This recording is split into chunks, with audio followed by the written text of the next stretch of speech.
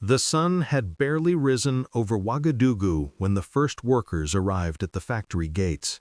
Their shadows stretched long across the dusty ground as they filed in, one by one, their faces already showing the exhaustion of men who had not slept well in months. The factory stood like a monument to industrial progress on the edge of the capital city, its tall chimneys piercing the sky, its metal walls reflecting the early morning light. But inside those walls, a different story was unfolding. A story of exploitation, desperation, and broken promises. Before we continue this journey together, I want to ask you something. What time is it where you are, right now? Are you listening during your morning commute, your lunch break, or perhaps late at night when the world is quiet? And where are you from? What part of the world are you calling home today? Drop a comment below and tell me. I read every single one. And if this story moves you, if it makes you think or feel something deep inside, please hit that like button and subscribe to join the Ibrahim Traoré family. We're building something special here, a community of people who believe in justice, dignity, and the power of standing up for what is right. The factory had been built 5 years ago with great fanfare. Local politicians had attended the opening ceremony, cutting ribbons and making speeches about economic development and job creation. They promised it would bring prosperity to the community, that it would provide good jobs with fair wages. The people believed them. Why wouldn't they? This was progress. This was the future. The building itself was impressive. 3 stories of concrete and steel, with production floors that could accommodate hundreds of workers. The machinery inside was modern, imported from Europe and Asia. Conveyor belts, hydraulic presses, welding stations, assembly lines, everything needed to produce metal components for construction projects across West Africa. Kofi Mensah was his full name, though most people just called him Kofi, or, behind his back, the boss.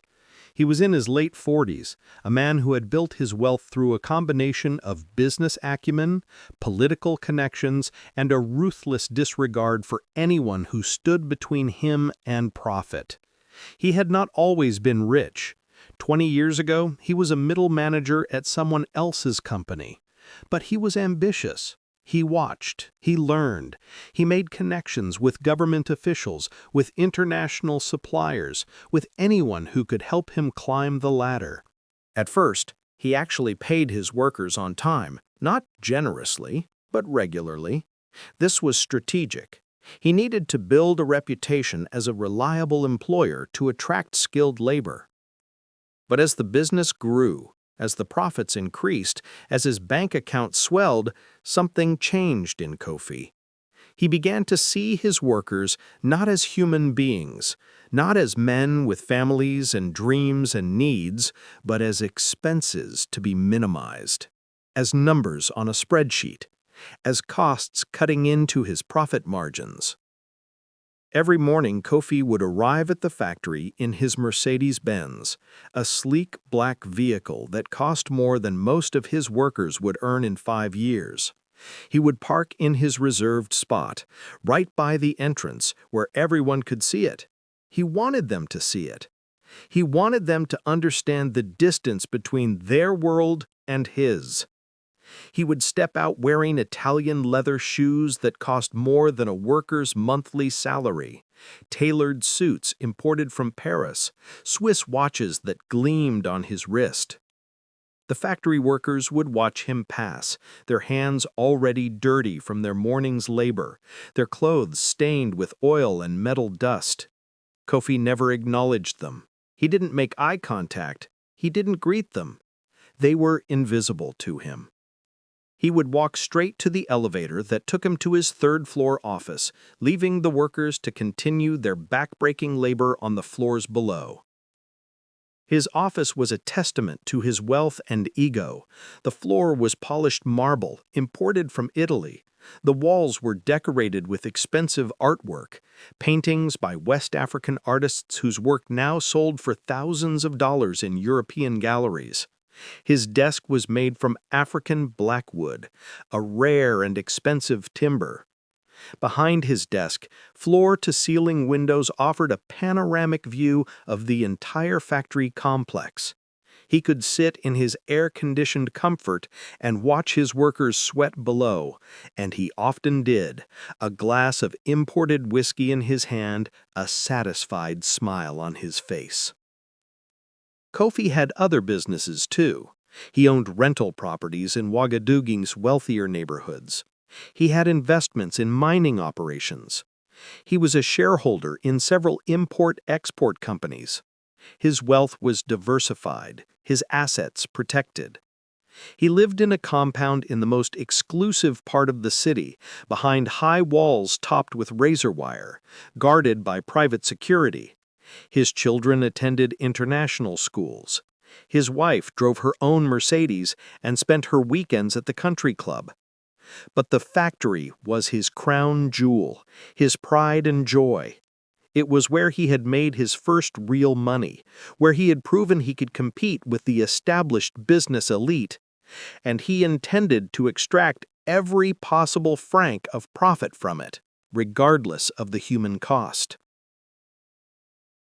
The problems began subtly, almost imperceptibly. The first month, the wages arrived 3 days late.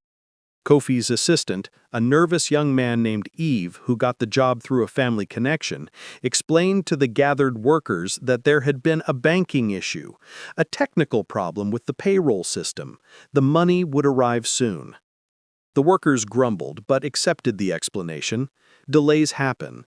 This was Africa. Bureaucracy was slow. Banks made mistakes. When the money finally arrived, most of the workers spent it immediately. They had bills that were already overdue, rent payments, school fees, debts to local shopkeepers who had extended them credit for food. The 3-day delay had created a cascade of problems: late fees, angry landlords, disappointed children who had been promised new shoes or school supplies. But at least the money came. The next month, the delay was longer, a full week. The workers gathered outside the administrative building, asking questions. Where were their wages? Yves appeared again, this time looking even more nervous. He said the company was experiencing cash flow issues. A major client had delayed payment on a large order. But the workers shouldn't worry. This was temporary. Just another week, maybe 2. The workers had no choice but to wait. What else could they do? Walk away from their jobs? There were no other options. The job market in Burkina Faso was brutal. For every employed worker, there were 10 unemployed men desperate for work, willing to accept any conditions, any wages, just for the chance to feed their families. When the second month's wages finally arrived, they were incomplete. Each worker received only 60% of what they were owed. Yves explained that this was a temporary measure. The remaining 40% would be paid the following month, along with the next month's full wages. The workers protested more loudly now. They had families to feed. They had obligations. 60% wasn't enough. But their protests fell on deaf ears. Kofi himself never appeared to address them. He sent only Yves, who could only repeat what he had been told to say. By the 3rd month, the situation had deteriorated completely. No wages arrived at all. Not on payday, not a week later, not 2 weeks later, nothing. The workers demanded a meeting with Kofi. They were done dealing with assistants and administrators. They needed to speak to the men who owned the factory, who controlled their livelihoods. After days of requests that were ignored, after sitting outside the administrative offices refusing to leave, they finally got their 5 minutes in Kofi's presence. The meeting that would end in humiliation and rage. The meeting where Kofi would make it clear that he considered them worthless, expendable, beneath his concern. Among the dozens of workers suffering under Kofi's greed, Amadu's story stands out because it represents the human cost of exploitation in its most painful form. Amadu was 32 years old, though the hard years of labor had aged him beyond his years. His face was lined, his hands were rough and scarred, his back permanently bent from years of heavy lifting. He had grown up in a small village 3 hours north of Ouagadougou.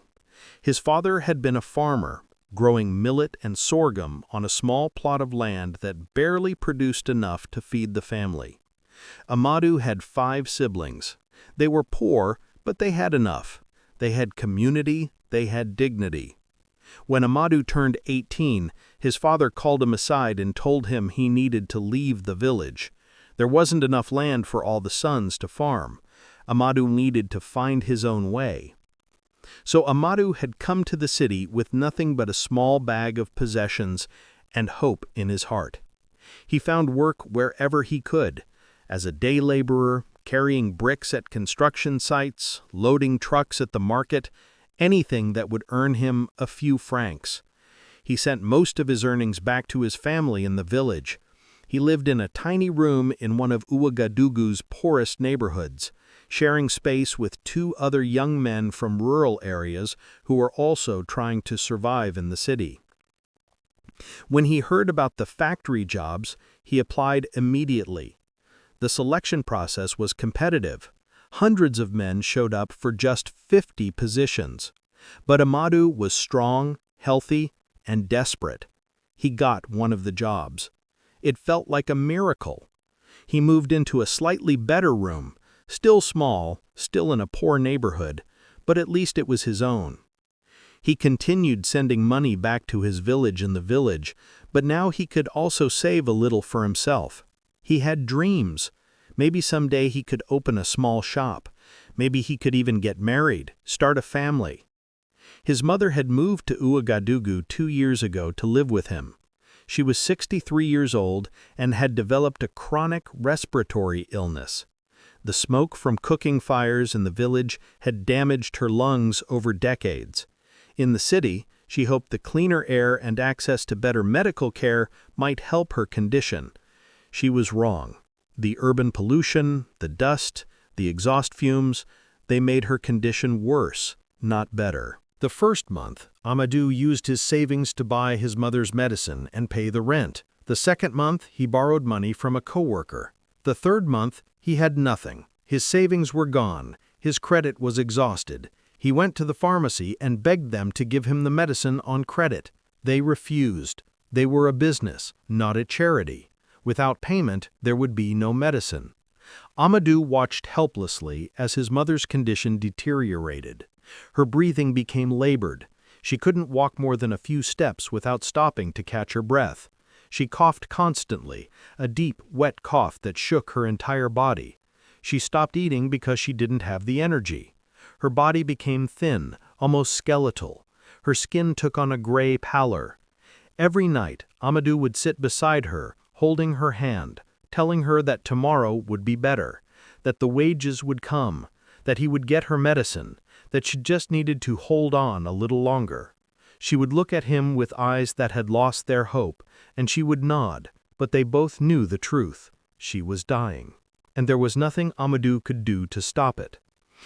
This was the reality for Amadu when he stood in Kofi's office begging for the wages he had earned through months of backbreaking labor. This was why his voice shook when he spoke. This was why tears streamed down his face when Kofi laughed at him and called security to throw him out. Because it wasn't just about money, it was about his mother's life. After the humiliating confrontation with Kofi, the workers were defeated. They returned to their homes that evening carrying the weight of hopelessness. Some of them drank whatever alcohol they could afford, trying to numb the pain. Others sat in silence, staring at walls, unable to process the cruelty they had experienced. A few prayed, though many were beginning to doubt whether God heard the prayers of poor men. But Sekou, the older worker who had seen this pattern before in his years of factory work, refused to accept defeat. Sekou was 58 years old. His body was worn out from decades of physical labor. His hearing was damaged. His knees ached every time he stood. He had been exploited by employers more times than he could count. He had watched men work themselves to death for wages that never came. He had watched families destroyed by the greed of the wealthy, and he was tired of it. That night, Sekou couldn't sleep. He lay on his thin mattress in his small room, staring at the ceiling, thinking about the workers and their families. He thought about Amadou's mother dying because she couldn't afford medicine. He thought about Danladi's brother who needed surgery. He thought about Coffee sitting in his luxury office, wearing his expensive clothes, driving his Mercedes, while the men who built his wealth suffered, and something inside Sekou snapped, not in anger, but in determination. The next morning, Sekou arrived at the factory early. He found Amadou before the shift started. "We need to talk," he said. "Not here. Tonight, I'll send word to the others." Throughout that day, Sekou quietly spread the message to trusted workers. There would be a meeting after sunset in Kamsila, a small village on the outskirts of Ouagadougou, where Sekou's cousin owned a building. They needed to be careful. If Coffee discovered they were organizing, he would fire them all immediately. The meeting had to be secret. As darkness fell, workers began making their way to Kamsila. They came in small groups, taking different routes to avoid attention. By 9 o'clock, nearly 50 men had gathered in a cramped, hot building lit by a single kerosene lamp. The air was thick with cigarette smoke and the smell of sweat. Men sat on benches, on the floor, leaning against walls. The mood was tense, uncertain. Sekou stood at the front of the room. In the dim light, his weathered face looked ancient, carved from wood. "Brothers," he began, his voice hoarse but steady. "We all know why we're here. We've been patient, we've been obedient, we've done everything right, and still we have nothing. Our families are suffering. Some of us are watching our loved ones die. Coffee has made it clear that he doesn't care about us, that he never will. So we have a choice. We can accept this, continue working for nothing until we collapse, or we can do something." "What can we do?" someone called out from the back. "He has all the power. We have nothing." "That's not entirely true," Sekou replied. "We have our voices, we have our story, and we have a president who might actually listen." The room erupted in skeptical murmurs. Ibrahim Traoré, the president? Why would he care about factory workers? Presidents were all the same. They made promises to get elected, then forgot about ordinary people once they took office. But Sekou held up his hand for silence. "Listen to me. Ibrahim Traoré is different. I know many of you don't believe that. You've been disappointed too many times. But think about where he came from. He wasn't born rich. He wasn't born connected. He's one of us. He's talked about fighting corruption, about standing up for ordinary Burkinabe people. Maybe he meant it. Maybe he didn't. But we'll never know unless we try to reach him." "How?" asked Amadou. His voice was barely above a whisper. "How do we reach the president?" "We write a letter," Sekou said. "We tell him everything, what's happening to us, what Kofi is doing, how we're suffering. We make him see us as human beings, not just statistics, and we ask for his help." The debate that followed lasted for hours. Some workers were convinced it would work. Others thought it was pointless. Some worried about retaliation if Kofi found out. But gradually, Sekou's persistence and passion began to sway them. What did they have to lose? They were already losing everything. At least this way they would be fighting back. They would be refusing to accept injustice silently. Finally, by midnight, the vote was unanimous. They would write the letter. Amadou volunteered immediately. He had always been good with words, more educated than most of the other workers. He had completed secondary school before economic necessity forced him to stop his education and find work. Sekou, Amadou, and 3 other workers stayed behind after the others left. They sat around a small table with a notebook and pen, composing the most important letter any of them would ever write. Writing the letter was harder than they expected. How do you compress months of suffering, dozens of stories, the pain of entire families into a few pages? How do you make someone understand what it feels like to watch your mother die because you can't afford medicine? How do you convey the rage, the helplessness, the desperate hope? Amadou started with the basic facts: the name of the factory, the name of the owner, the location, the number of workers affected. Then he began to tell their story. He described the working conditions, the long hours, the dangerous machinery, the toxic fumes, the heat. He explained how they had worked faithfully for months, meeting every quota, exceeding every expectation. He detailed how the wage payments had been delayed, then reduced, then stopped entirely. He recounted the meeting with Kofi, the businessman's contempt, his threats, his complete lack of compassion. But facts alone weren't enough. Amadou needed to make the president see them as real people, not just numbers, so he began to share individual stories. He wrote about his own mother, describing her illness, her decline, how she had worked her entire life and now faced death because her son couldn't afford medicine. He wrote about Danladi's teenage brother, injured in an accident, who would never walk again without surgery they couldn't afford. He wrote about Musa, whose wife had given birth to twins 2 months ago, who now couldn't afford baby formula and watched his infants grow weaker each day. He wrote about Issouf, whose daughter was the top student in her school, but had to drop out because he couldn't pay the fees. He wrote about Sekou, who at 58 years old had worked in factories since he was 15, whose body was breaking down, who had nothing saved for his old age because employers kept stealing his wages. As Amadou wrote, the other men added their own details, their own stories. The letter grew longer, more detailed, more emotionally raw. They wrote about children going to bed hungry, about families evicted from their homes, about men considering desperate acts, theft, crime, anything, just to feed their families. But they also wrote about their dignity, about their pride in their work, about how they weren't asking for charity, just for what they had earned. They emphasized that they were willing to work, that they wanted to work, that all they asked for was fair treatment. The letter ended with a direct appeal. Mr. President, we have heard you speak about justice for ordinary Burkina Faso people. We have heard you promise to fight corruption and exploitation. We are those ordinary people. We are being exploited. We need justice. We need your help.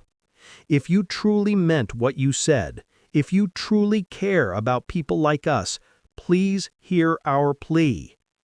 We have nowhere else to turn. By the time they finished, dawn was breaking. The letter was 7 pages long, handwritten in neat script. They read it aloud one more time. Sekou had tears in his eyes. "This is good," he said. "This is very good. If his heart is made of stone, this will not move him. But if he has any compassion, he will have to respond." The next morning they gathered all the workers and read the letter to them. Many wept as they listened. 50 names, 50 signatures, 50 men declaring that they mattered, that they deserved to be heard. 3 workers, Sekou, Amadou, and a younger man named Abdul, volunteered to deliver the letter. They put on their cleanest clothes, though clean was relative when you were too poor to afford proper laundry. They walked to the center of Ouagadougou, to the presidential complex, a journey that took nearly 2 hours. The building was imposing, modern architecture, clean white walls, the flag of Burkina Faso flying proudly above. Security guards in crisp uniforms stood at the entrance. The 3 workers felt small, insignificant. They almost turned back. But Sekou remembered the faces of the other workers, the children going hungry, Amadou's dying mother. He steeled himself and led them forward. At the security checkpoint, the guards looked at them up and down with barely concealed contempt. "What do you want?" one asked. "We have a letter for the president," Sekou said, trying to keep his voice steady. The guard smirked. "You and 1,000 other people. You can't just walk in here with a letter." "It's important," Amadou interjected. "It's about worker exploitation, about dozens of families suffering. Please." The guard sighed and called over a civilian administrator, a man in his 30s wearing a neat suit.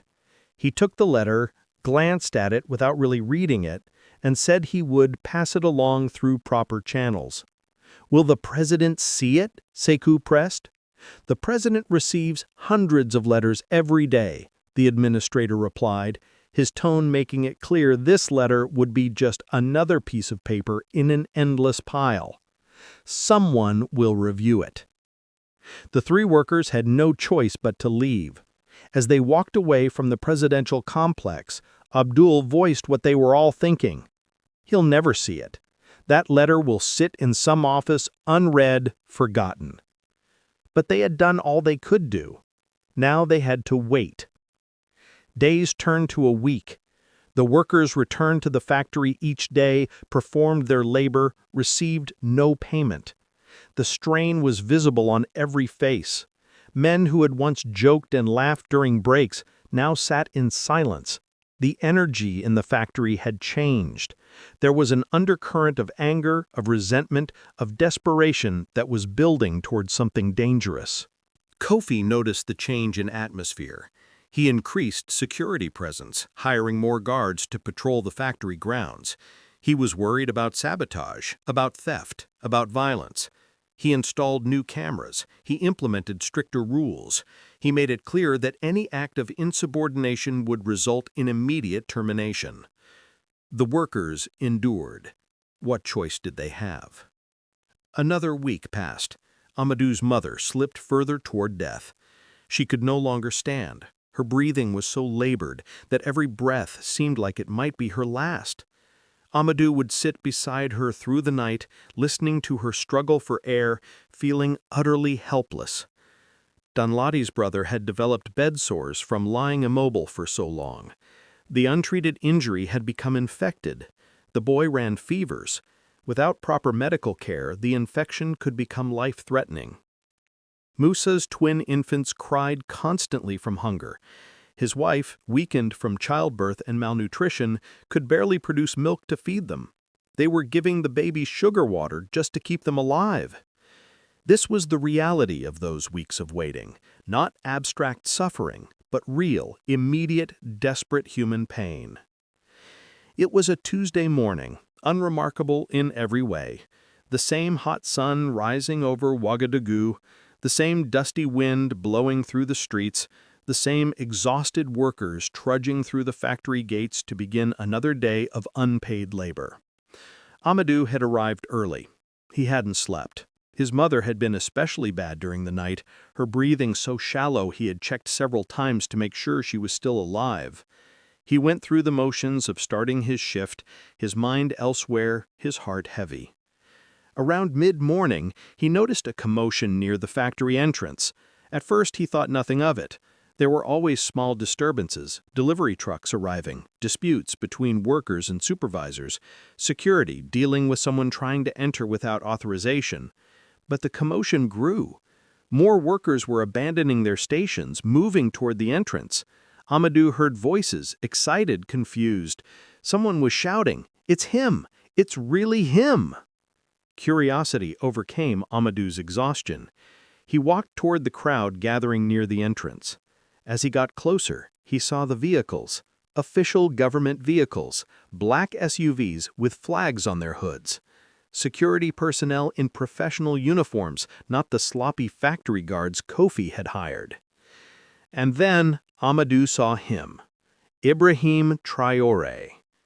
The president of Burkina Faso was standing just inside the factory gates, surrounded by his security detail and several advisors. He was younger than Amadou had expected, probably only in his 30s.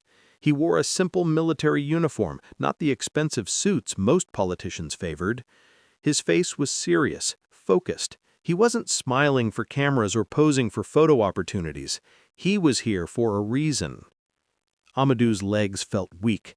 This couldn't be real.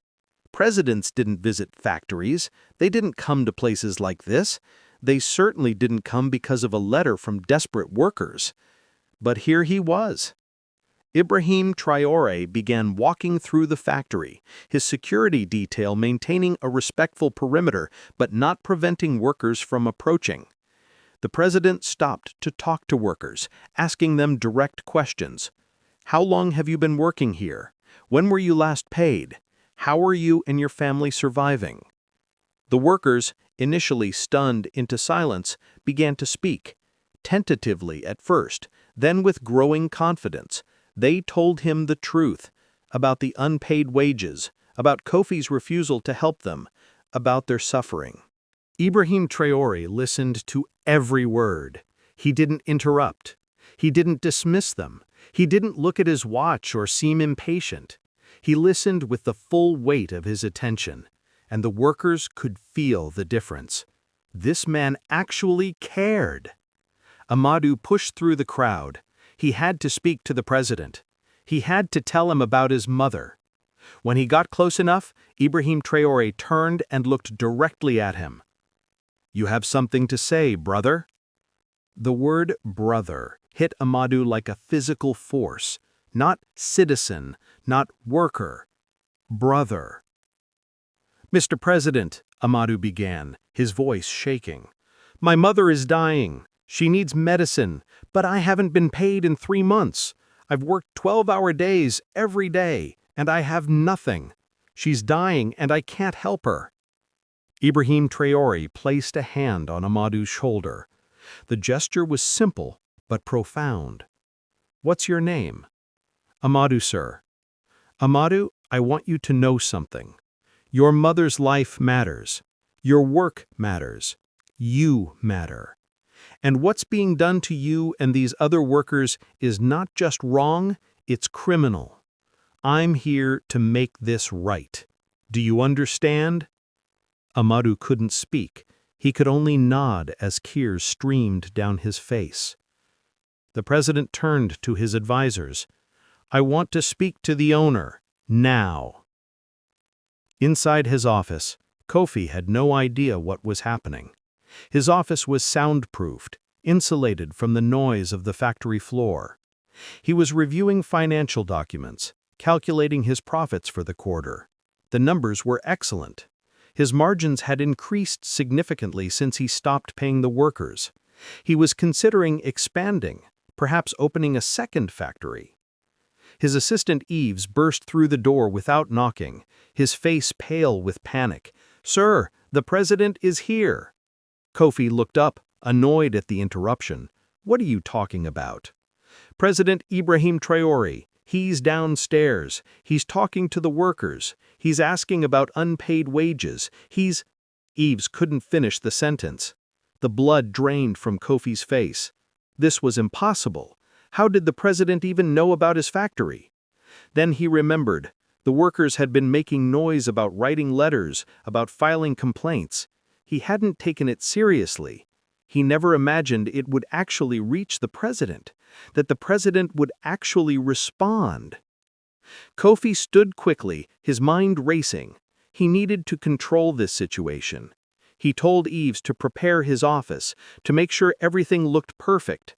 He would greet the president with charm and hospitality, offer him tea, explain that this was all a misunderstanding, that the workers were exaggerating, that he was a respected businessman who had always operated within the law. But before he could finish giving instructions, his office door opened. No knock, no announcement. Ibrahim Traoré walked in, followed by his security detail and several government officials. Kofi's practiced smile appeared automatically. He extended his hand. "Mr. President, what an unexpected honor. If I had known you were coming." Ibrahim Traoré didn't take his hand, didn't return the smile. He looked around the office, at the expensive furniture, the artwork, the imported decorations, and then looked back at Kofi with an expression of cold disdain. "Where are the wages?" The president's voice was quiet but carried the weight of absolute authority. Kofi's smile faltered. "I'm sorry, I don't understand." "The wages you owe your workers. 3 months of unpaid wages. Where are they?" Kofi tried to recover, launching into his prepared explanation about cash flow problems, about clients who hadn't paid, about economic challenges. But Ibrahim Traoré cut him off. "I've spoken to your workers. They've told me everything. And I've had my people look at your financial records." He held up a folder. "Your company is not struggling. Your profits are substantial. You're making more money than ever. You're withholding wages not because you can't pay, but because you've decided not to pay." Kofi's face flushed red. "Mr. President, with all respect, this is my business. I have the right." Ibrahim Traoré stepped closer.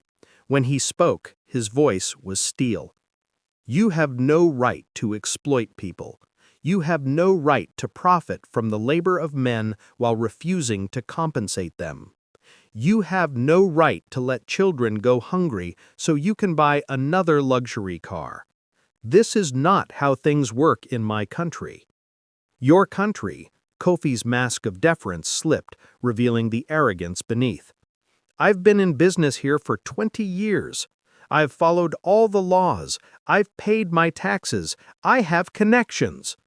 "Your connections won't help you now, because I'm here, and I'm not leaving until every single worker receives every franc you owe them. Every single franc. Today." Kofi tried to protest that it was impossible, that he didn't have that kind of cash available. Ibrahim Traoré nodded to one of his officials, who pulled out a laptop and began reviewing the company's bank accounts. Within minutes, they confirmed what everyone already knew. The money was there, more than enough to pay the workers many times over. The president gave Kofi an ultimatum: pay the workers everything owed immediately, or face criminal investigation for labor law violations, tax fraud, and any other irregularities that would surely be found once a thorough audit began. And Kofi's business licenses would be revoked, his accounts would be frozen, his property would be seized. Kofi realized he had no choice. His bluster disappeared, replaced by the cold realization that he had finally met someone with more power than him, someone he couldn't manipulate or bribe or intimidate. "I'll pay them," he said quietly. "Now," Ibrahim Traoré insisted. "I'll wait." Within the hour, Kofi's accountant had been summoned. The man arrived trembling, clearly aware that his comfortable position was now in jeopardy. Ibrahim Traoré stood in the corner of Kofi's office, arms crossed, watching every movement like a hawk watching prey. "How quickly can you process payments to all workers?" the president asked the accountant directly. The accountant looked nervously at Kofi, then back at the president. "Sir, normally it takes several days to process payroll through the banking system." "I didn't ask about normally," Ibrahim Traoré interrupted. "I asked how quickly it can be done." The accountant swallowed hard. "If we issue bank transfers immediately and flag them as priority, perhaps by end of day today, but some workers don't have bank accounts. For them, we would need cash." "Then get cash," the president said. "Send someone to the bank now. Withdraw whatever is needed. I want every worker paid before sunset. Not tomorrow, not next week. Today." Kofi opened his mouth to object, but thought better of it. The look in Ibrahim Traoré's eyes made it clear that any resistance would have severe consequences. The accountant pulled out his laptop and began working frantically. Kofi was forced to authorize the transfers, signing document after document under the watchful eyes of the president and his officials. Each signature felt like a defeat, each authorization a humiliation. Meanwhile, word had spread through the factory that the president was personally ensuring they would be paid. Workers abandoned their stations entirely now, gathering in the main production hall. The normal rhythm of work had stopped. Nobody cared about quotas or supervisors' orders. This moment was too important, too unprecedented. Saku stood among them, tears streaming down his weathered face. He had lived 58 years, worked in factories for over 4 decades, and never, not once, had he seen anyone with power stand up for workers like this. He had almost given up believing it was possible. 2 of Kofi's employees were dispatched to the bank with instructions to withdraw enough cash to pay the workers who didn't have bank accounts. Ibrahim Traoré sent 2 of his own security personnel with them, making it clear that this was not optional, not negotiable. By early afternoon, they returned with several large cases of cash. The president himself supervised as they set up payment stations in the factory cafeteria. His message was clear.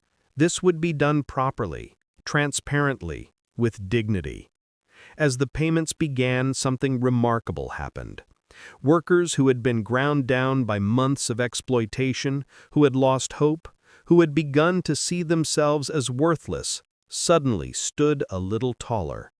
They approached the payment stations with their heads held high. Each worker's name was called. Each worker received an envelope containing their full wages. Not just the current month, but all 3 months of unpaid wages, plus an additional payment Ibrahim Traoré had ordered Kofi to provide as compensation for the suffering caused. Amadou was among the first called. When he opened the envelope and saw the money, more money than he had seen in months, his hands shook. His first thought was of his mother, medicine, treatment, hope. He looked up to where Ibrahim Traoré was standing, observing the proceedings. The president caught his eye and gave him a small nod. Amadou felt something break open inside his chest. Not despair this time, but gratitude so overwhelming he thought it might consume him. "Thank you," he mouthed silently. The president nodded again. Dunladi received his payment and immediately pulled out his phone to call his family about his brother's surgery. Musa clutched his envelope, thinking about baby formula, about his wife's face when he brought home food. Ayusuf thought about his daughter returning to school. One by one, 50 men received what they had earned, what they had been denied, what they deserved. But Ibrahim Traoré wasn't finished. He called all the workers to gather in the production hall. Kofi was summoned as well, forced to stand before the men he had exploited, while the president addressed them all. "Brothers," Ibrahim Traoré began, and again that word carried such weight. "What happened here should never have happened. You worked hard, you kept your end of the bargain, and you were betrayed by a man who saw you not as human beings, but as tools to be used and discarded. This is not just about one factory or one businessman. This is about a system that has allowed the rich to exploit the poor for too long. A system where people with money and connections believe they are above the law, above basic human decency. I want you to know something. I didn't come here today to do you a favor. I came here to do what should have been done all along, to enforce the law, to protect workers' rights, to ensure justice. This is not charity. This is your right as citizens of Burkina Faso." He turned to look directly at Kofi, who stood with his face burning with shame and anger. "As for you," the president continued, his voice hardening, "your business licenses are suspended pending a full investigation. Every aspect of your operations will be examined. If we find other violations, and I suspect we will, you will face criminal charges. Your days of exploiting workers are over." Kofi started to protest, but one look from the president's security detail silenced him. Ibrahim Traoré turned back to the workers. "I'm establishing a labor oversight committee for this region. Workers will have a direct channel to report violations without fear of retaliation. And I'm implementing stricter penalties for employers who fail to pay wages. What you experienced here will not be tolerated in my country." That evening, Amadou rushed home with his wages clutched tightly in his hand. He burst through the door of his small room where his mother lay on her thin mattress, her breathing labored as always. "Mama," he said, kneeling beside her, "I have money. I'm getting your medicine right now. You're going to be okay." His mother looked at him with eyes that had been dull for weeks, and for the first time in so long, he saw a spark of hope there. Amadou ran to the pharmacy. He didn't walk, he ran.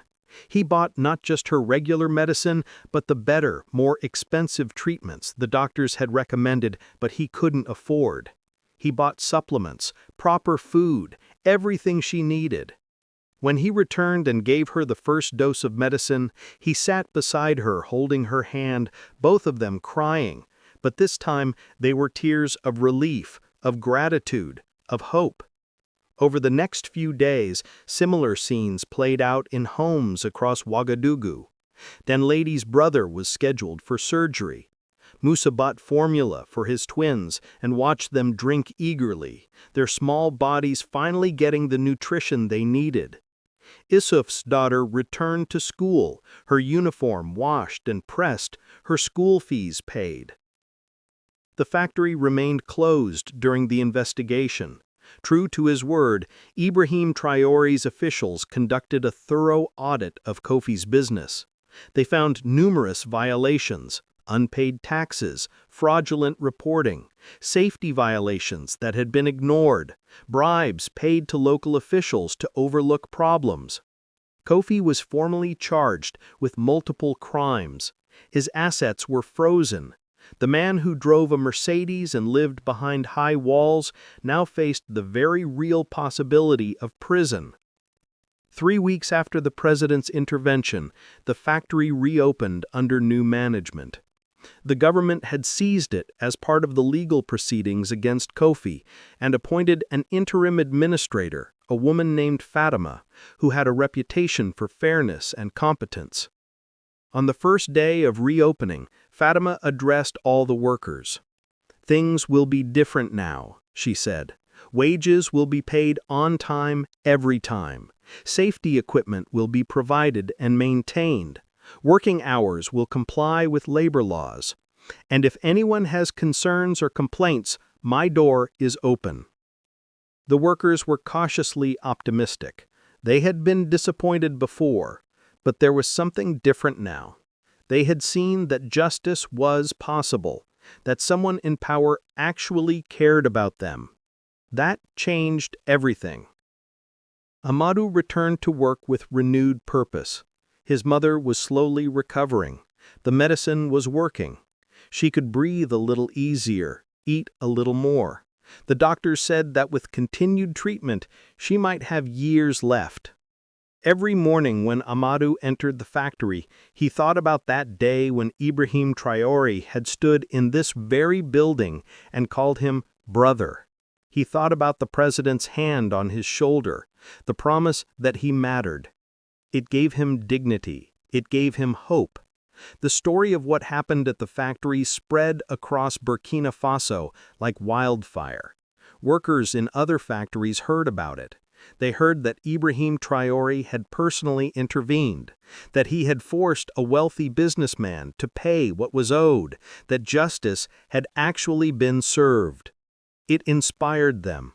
In factories and workshops across the country, workers began organizing, began demanding their rights, began believing that maybe, just maybe, things could change. Ibrahim Traoré's administration established the Labor Rights Protection Agency, making it easier for workers to report violations and get help. They increased inspections of factories and businesses. They prosecuted employers who broke labor laws. It wasn't perfect. There were still problems, still injustices. Change doesn't happen overnight, but something fundamental had shifted. Workers knew they had a voice. They knew someone was listening. As for Kofi, he was convicted on multiple charges and sentenced to 5 years in prison. His wealth was confiscated to pay restitution to workers he had exploited over the years. The man who had once driven a Mercedes and looked down on workers from his third-floor office now wore a prison uniform and understood, perhaps for the first time, that actions have consequences. The factory continued operating under new ownership. It became profitable again, proving that you didn't need to exploit workers to run a successful business. Fair wages, safe conditions, and treating people with dignity actually improved productivity and morale. Amadou still works there. He's been promoted to a supervisor position now. He makes sure new workers understand their rights, that they know they have value, that they matter. His mother lived for 3 more years after that day, 3 precious years he never thought he would have. When she finally passed away peacefully in her sleep, surrounded by family, Amadou grieved deeply, but without the crushing guilt he would have felt if she had died from neglect while he was helpless to save her. At her funeral, he told anyone who would listen about the day the president came to the factory, about the day justice arrived, about the day someone with power chose to use it to help people instead of exploiting them. So, what's the lesson in all this? It's simple but profound. Justice is possible. Change is possible. When people in power remember that they serve the people, not businesses, not the wealthy, not themselves, real change can happen. Ibrahim Traoré showed that leadership means standing with the powerless against the powerful. It means enforcing laws that protect workers, not just laws that protect property. It means seeing every person, no matter how poor, how powerless, as a human being who deserves dignity. And for the workers, they learned that their voices matter, that organizing matters, that standing together and demanding justice matters. They learned that they don't have to accept exploitation silently. Before we end, I want to remind you, if this story moved you, hit that like button. Subscribe to the Ibrahim Traoré family. Share this with someone who needs to hear it, because these stories matter. These truths matter. And wherever you are in the world, whatever struggles you're facing, remember Amadou and the workers at that factory. Remember that justice is possible. Remember that you matter. Remember that change starts when ordinary people refuse to accept injustice. Thank you for being here. Thank you for listening. And remember, we're not just telling stories. We're building a movement of people who believe in justice, dignity, and the power of standing together. Until next time, stay strong, stay hopeful, and never stop fighting for what's right. This is your brother in the struggle, reminding you that the fight for justice never ends, but neither does our determination to win it.